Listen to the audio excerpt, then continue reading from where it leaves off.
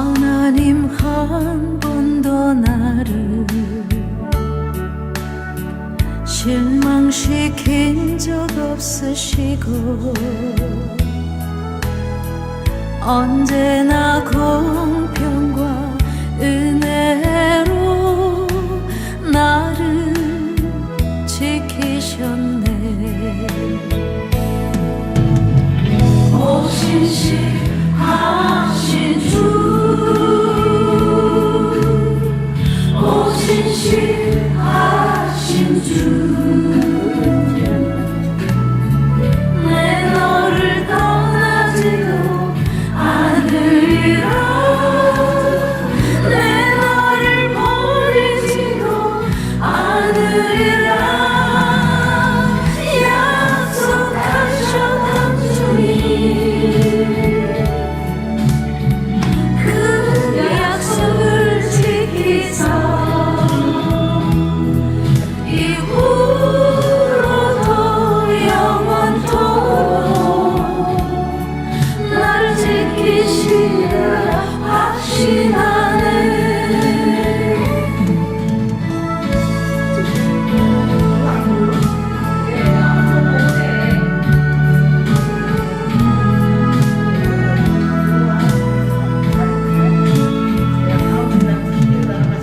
지나온 모든 세월들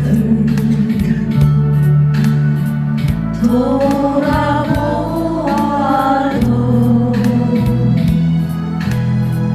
그 어느 것 하나 주의 손이 안 미친 것 전혀 없네.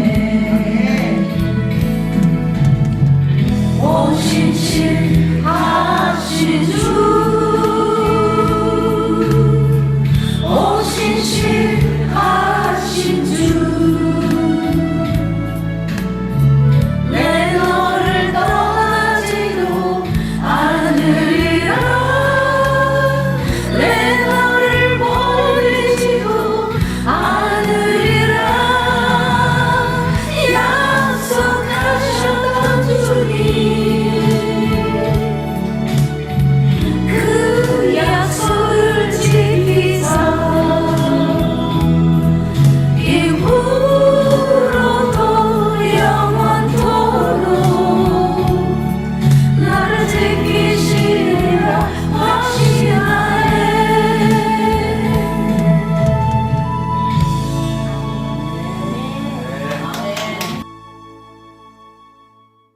말씀 보시겠습니다. 말씀은 이사야 9장 6절과 7절 두 절 말씀입니다. 이는 한 아기가 우리에게 낳고 한 아들을 우리에게 주신 바 되었는데 그의 어깨에는 정사를 메었고 그의 이름은 기묘자라 모사라 전능하신 하나님이라 영존하시는 아버지라 평강의 왕이라 할 것임이라. 그 정사와 평강의 더함이 무궁하며 또 다윗의 왕자와 그의 나라에 군림하여 그 나라를 굳게 세우고 지금 이후로 영원히 정의와 공의로 그것을 보존하실 것이라. 만군의 여호와의 열심히 이를 이루시리라. 아멘. 제가 지난주에 대린절 속담을 말씀드리면서 그 성경의 내용 중에서 구약 성경의 절반과 신약 성경의 대부분이 좀 거칠게 얘기해서 하나님이 오셔서 우리를 좀 구해 주십시오, 이런 내용이라고 말씀을 드렸어요. 그러면 성경의 나머지 내용은 우리가 그렇게 부르짖을 때 하나님이 응답하신 내용입니다. 오늘 본문은 하나님의 응답에 해당하는 말씀이지요. 그런데 하나님이 이렇게 응답하시기 전에 본문 앞 이사야서 8장에서는 사람들이 어려움에 처하면 처음부터 하나님을 찾지 않는다는 것을 하나님이 아신다고 나옵니다. 8장 5절, 6절 제가 읽어드릴 테니까 눈으로 보세요. 여호와께서 다시 내게 말씀하여 이르시되 이 백성이 천천히 흐르는 실로와 물을 버리고 르신과 르말리아의 아들을 기뻐하느니라. 여기 나오는 르신과 르말리아의 아들은 남쪽 이스라엘 유다를 쳐들어왔던 연합군의 두 왕을 말하는 겁니다.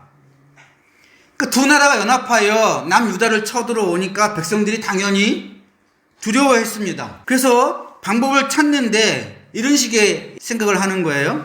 우리도 다른 나라와 연합군을 만들어서 저 적들을 막아내자. 또 다른 사람들은 우리가 그럴 형편이 안 되니까 적들과 잘 협상을 해서 내줄 것은 내주고 살 방도를 구해보자. 그러는 와중에 누가 하나님이 도와주시겠지. 하나님 믿어보자. 이렇게 말을 하니까 사람들이 그렇게는 못하겠다 말하는 겁니다. 이유는 하나님이 정말 날 도와주시는지 우리를 보호해 주시는지 도통 모르겠다는 거예요. 여기서 이 천천히 흐르는 실로와 물이라는 것은 하나님의 보호하심을 말하는 겁니다. 근데 이 실로와 물이 너무 천천히 흘러서 도통 하나님이 보호해 주시는지 우리와 함께 있는지 모르겠다. 그래서 그런 방법 말고 하나님께 기도하거나 하나님 찾는 그런 방법 말고 더 분명하고 효과적인 다른 방법을 찾아보자. 그래서 어떻게까지 나가냐면 신접한 점쟁이와 마술사에게 물어보는 게 낫겠다. 이런 말까지 합니다. 19절 보세요. 19절. 어떤 사람이 너희에게 말하기를 주절거리며 속살거리는 신접한 자와 마술사에게 물으라 하거든 백성이 자기 하나님께 구할 것이 아니냐 산자를 위하여 죽은 자에게 구하겠느냐. 그런데 이렇게 하나님을 버리고 세상 방법을 구하면 일이 풀립니까? 일이 풀리기는커녕 그 일이 더 큰 재앙이 되어서 돌아옵니다. 영국에 노벨상을 받은 소설이 하나 있어요. 그 소설의 제목이 뭐냐면 파리 대왕입니다. 이 파리 대왕이라는 제목만 보고도 이게 성경에서 따온 제목이구나 이렇게 알 수 있는데 성경에는 파리 대왕이라는 우상이 있어요. 그 이름이 바알세붐입니다. 바알세붐. 바알세붐이라는 것이 파리 대왕이라는 뜻이에요. 이 날아다니는 파리 있지 않습니까? 그 파리의 대왕이라는 뜻인데 왜 이 우상을 섬겼냐면 그 당시 사람들은 파리가 병을 옮긴다고 생각을 했어요. 그러니까 이 파리의 대왕증 되면 우리의 병을 고쳐주겠지 해가지고 이 우상을 섬겼는데 이 우상이 신약에도 나옵니다. 신약에서는 어떻게 나오냐면 이게 바알세불이라고 나와요. 예수님이 병을 고치니까 바리새인들이 뭐라 그럽니까? 예수님께서 귀신의 힘을 의지해서 바알세불을 의지해서 귀신을 쫓아낸다 이렇게 바리새인들이 비난하잖아요. 그때 나옵니다. 이렇게 성경에서 나오는 그런 우상의 이름을 이 소설의 제목으로 정했으니까 이 소설 내용이 성경과 연관이 있겠거니 생각이 들 텐데 실제로 그 소설을 읽어보면 그 성경의 내용이나 하나님이란 말씀 한마디도 안 나옵니다. 그런데 아주 성경적이에요. 제가 그 내용을 지금도 말씀드릴게요. 영국에 전쟁이 터졌어요. 그래서 사람들이 수십 명의 아이들을 전쟁에서 피신시키려고 비행기를 태워보냈는데 그 비행기가 추락을 해서 무인도에 떨어졌습니다.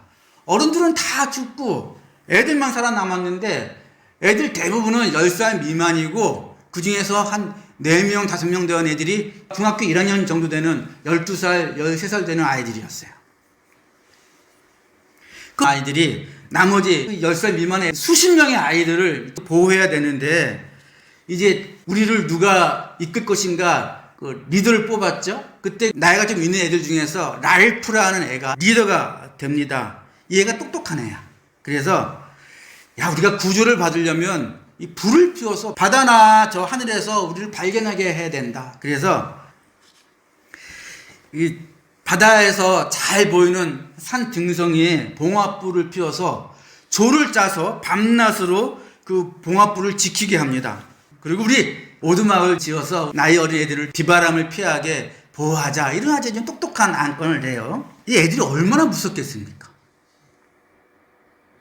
부모를 떠나서 어디를 간다는 것만 해도 무서운 일인데, 게다가 무인도에 비행기가 추락해서 어른들은 다 죽고 자기들만 남았으니까 이거보다 무섭고 어려운 상황은 없습니다. 근데 더 무서운 일이 하나 발생해요. 이제 밤에 산 등성이에서 봉화불을 지키던 한 조가 있었는데, 불빛에 저 산꼭대기에 거대한 짐승의 그림자가 비춰지는 겁니다. 애들이 기겁을 해가지고 막 불러서 산을 내려와가지고 얘기를 해요. 우리가 산에서 커다란 짐승의 그림자를 봤다. 그러니까 이제 큰애들이 같이 올라가 봅니다. 근데 진짜 그 불빛에 보니까 산 꼭대기 쪽에 거대한 짐승의 그림자가 보이는 거예요. 그래서 다들 이 무인도에 엄청나게 큰 짐승이 있다라고 믿게 됩니다. 랄프란의 리더죠. 이 두렵고 이 무서운 상황을 빨리 벗어나기 위해서 우리가 더 봉화불을 열심히 크게 피워야 된다. 응? 열심히 하자. 이렇게 이제 애들을 다 격려를 합니다. 근데 이게 마음에 들지 않았던 애가 하나 있었어요. 걔는 또 잭이에요. 랄프하고 잭만 기억하시면 돼. 잭이라는 애가 있었는데, 얘는 원래 자기가 리더가 될 줄 알았거든. 근데 자기를 리더로 뽑지 않고 이 랄프라는 애를 리더로 뽑아가지고 빈정이 상했어. 근데 이때 애가 그 짐승을 핑계로 이렇게 얘기합니다. 짐승이 내려오면 우리가 막아야지. 무슨 봉화불을 피우냐. 봉화불을 피워서 어른들이 우리를 구해올 때까지 어떻게 기다리냐. 나를 따라서 저 짐승과 싸울 창을 만들자. 그리고 우리 사냥 훈련을 할 사람 나한테 붙어라. 얘가 성가대 대장이었거든. 그래서 말빨이 센 애야. 이런 식으로 치고 나옵니다. 그래서 이 잭이라는 애가 몇 명 애들을 모아요. 그리고 이제 사냥 훈련을 한다고 나가서 멧돼지를 잡으려고 그러는데, 그게 쉽습니까? 근데 멧돼지 사냥에 실패하면 실패할수록 이 잭이라는 애가 더 거기에 집착을 합니다. 왜요? 말 한 게 있으니까 사냥을 못하면 자기를 더 얕볼까봐 막 그냥 웅덩이를 파고 덫을 놓고 해가지고 진짜로 멧돼지를 잡는 겁니다. 그러고서 이제 고기 파트를 열어버리는 거야. 그냥 산에 있던 과일 같은 거 따먹던 애들이 고기 파트를 열어버리니까 애들이 와 하고 이 잭의 편에 붙는 겁니다. 이해가 되시죠? 잭이라는 애가 이제 애들이 다 자기한테 붙으니까 날 따라라 빨리 법석을 피우는데, 그래도 이 랄프라는 애는 아니다. 지금 우리가 그럴 때가 아니라 봉화불을 피우고 어른들을 기다려야 된다. 어른이 와야 우리를 구해줄 거 아니냐. 우리가 어떻게 여기서 사냐. 이러고 있는데, 그게 싫으니까 얘가 자기들을 반대한 애들을 죽입니다. 그 어린 아이들이. 그 중에 한 명이 어떤 애였냐면, 죽은 애 중에 한 명이 진짜 저 산 위에 있는 저게 진짜 거대한 짐승인가 궁금해가지고 살피러 올라간 애가 하나 있었어요. 용감한 애죠. 올라가서 봤더니 그게 짐승이 아니라 이 전투기들이 막 공중에 싸우다가 하나 전투기가 이제 총에 맞아가고 떨어질 때 낙하산을 펴서 조종사가 탈출했는데, 그게 이렇게 낙하산이 산꼭대기 그 나무에 걸려서 죽은 조종사였던 거야. 근데 이게 밤에 멀리서 보면 이렇게 짐승으로 보였던 거지. 바람이 흔들리면 움직이는 것 같으니까. 얘가 그 발견했어. 그래서 아니 짐승 아니네. 그러니까 짐승 잡겠다고 뭐 할 필요가 없는 거 아니야. 막 내려와가지고 그 잭과 사냥 브리드한테 가가지고 알려줘요. 근데 걔들은 이미 얼굴에다 뭐 바르고 막 이러고 막 그냥 그러고 있는 거야, 원시인처럼. 근데 가가지고 야야야 그 짐승 아니고 전투기 조종사가 낙하산에 걸려서 죽은 거였어. 이렇게 얘기했더니 그 얘기를 듣고 그렇게 얘기한 애를 죽입니다. 왜? 만약 그것이 탄로가 나면 지금까지 자기가 한 것들이 다 말도 안 되는 행동이라는 것을 드러나니까 그 얘기를 한 애를 죽여요. 와, 이게 그 랄프만 남거든요. 랄프. 걔는 그래도 계속 얘기합니다. 아니다. 우리 정신을 좀 차리자. 그래서 애들한테 봉화불을 피우자 그러니까 잭이 랄프를 죽이자고 선동해서 랄프를 쫓아갑니다. 랄프가 애들을 피해서 산속으로 도망가요. 근데 뭐 하는지 아십니까? 산에다가 불을 지릅니다. 산이 지금 자기네들이 먹을 터전이거든? 자기 삶의 터전인데 랄프를 잡겠다고 산에다가 불을 질러버려요. 자기네끼리 어떻게 해보겠다 그러다가 점점 더 엉망이 되고 더 큰 재앙이 되어버리는 겁니다. 근데 소설의 마지막에 산에 막 불탈 거 아닙니까? 그 랄프라는 애가 불을 피해서 어떻게 섬 반대편으로 내려오거든요. 근데 산 전체가 불이 붙으니까 이게 거대한 봉화불이 되는 거예요. 그래서 해군이 발견해서 애들을 구해주는 거로 소설이 끝납니다. 결국 어른이 와야 애들이 구해지는 겁니다. 근데 자기네끼리 어떻게 해보겠다 그러다가 애들이 애들을 죽이고 엉망진창이 되는 겁니다. 이 소설이 뭘 얘기하려는지 감이 벌써 오시죠? 파리 대왕은 뭡니까? 우리가 어려울 때 우리의 두려움, 우리가 어려울 때 미래에 대한 공포심, 그 무서움을 이용해가지고 자기를 따르게 하고 더 큰 파멸과 죽음을 가져오는 그 귀신의 왕, 그게 파리 대왕인 겁니다. 여러분, 이 소설 이야기가 소설에만 있는 게 아니고 현실에도 있는 거 아시죠? 우크라이나와 러시아 전쟁이 딱 이 소설하고 똑같습니다. 내용이. 이 전쟁이 두 나라에서는 두려움으로 시작했어요. 우크라이나는 러시아가 쳐들어올까봐 한 8, 9년 전에 이미 그 크림반도를 러시아가 뺏어 먹었거든. 러시아는 이 우크라이나가 나토 연합, 그 나토라는 게 그 유럽의 군사 연합 아닙니까? 거기에 붙을까봐. 그러면 자기네가 고립돼서 미래에 살기 어려워질까봐. 러시아는 그걸 두려워하고 우크라이나는 쳐들어올까봐 두려워하고 이 두 가지 두려움이 붙은 겁니다. 이때 마귀가 러시아를 꼬시죠. 밀어붙여. 상대가 되냐 우크라이나가? 밀어붙여. 금방 끝날 거야. 일주일이면 끝날 거야. 이 꼬임에 러시아가 빠져서 자신의 강력한 군사력으로 진짜 전쟁을 일으킵니다. 우크라이나는 이때부터 안 되면서 왜 자꾸 러시아를 자극을 했냐? 미국과 유럽이 도와줄 거니까 자기를. 그걸 믿고 까부는 거예요.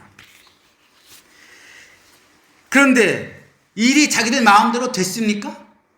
어떻게 풀렸습니까? 풀리긴 뭐가 풀려요? 지금 그 땅은 엉망이 됐습니다. 엉망.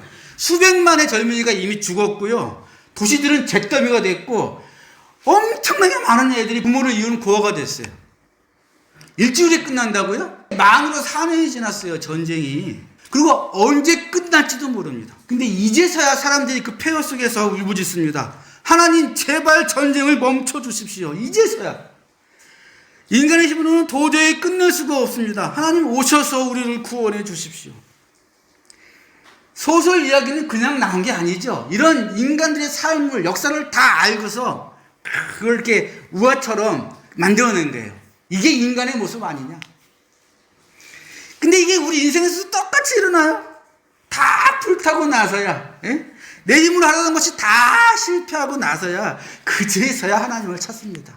그게 우리 인간이에요. 이사야서 8장에서 봤던 게 그거 아닙니까?